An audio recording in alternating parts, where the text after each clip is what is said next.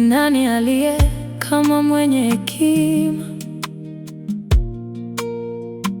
Naye ni nani ajuaye kufasiri neno?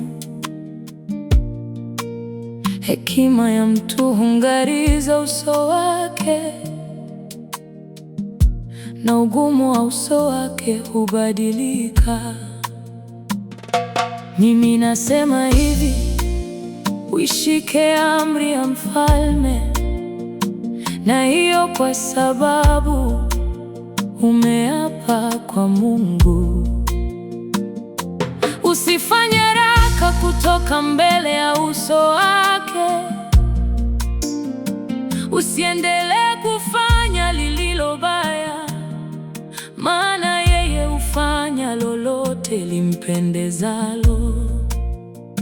Kwa kuwa neno la mfalme lina nguvu, naye ni nani hawezaye kumwambia huyo, wafanya nini?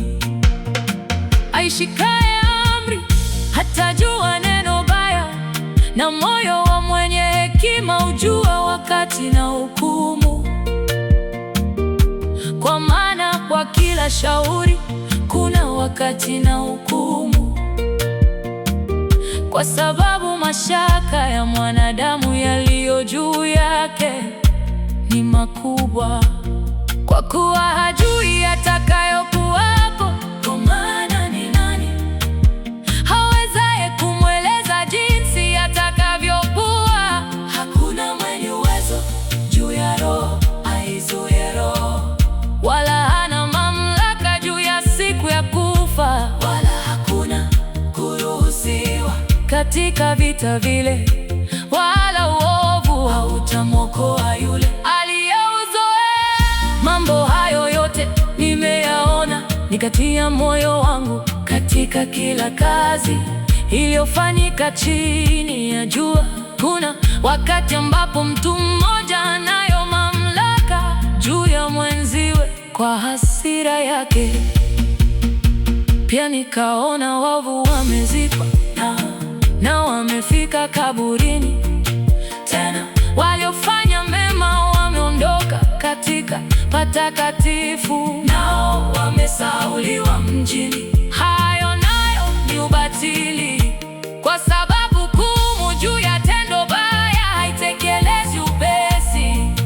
Mioyo ya wanadamu huthibitishwa ndani yao ili kutenda mabaya. Ajapokuwa mwenye dhambi amefanya maovu mara 100, akazidisha siku zake, lakini hata hivyo najua hakika ya kwamba itakuwa heri kwao wamchao Mungu, wenye kicho mbele zake.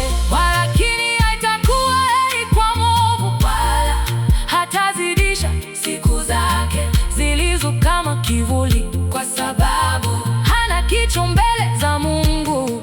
Kuna ubatili unaofanyika juu ya nchi, kwamba wako wenye haki nao wapatilizwa kama kwa kazi yao waovu, tena wako waovu nao wapatilizwa kama kwa kazi yao wenye haki.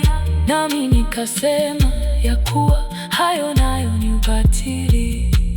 Kisha nikaisifu furaha, kwa sababu mwanadamu hana neno lolote lililo jema chini ya jua, kuliko kula na kunywa na kucheka, na ya kuwa hilo likae naye katika mali yake siku zote za maisha yake alizompa Mungu chini ya jua. Mimi nilipotia moyo wangu katika kuijua hekima na kuona utumishi uliofanyika juu ya nchi, maana kuna asiyepata usingizi kwa macho yake mchana wala usiku.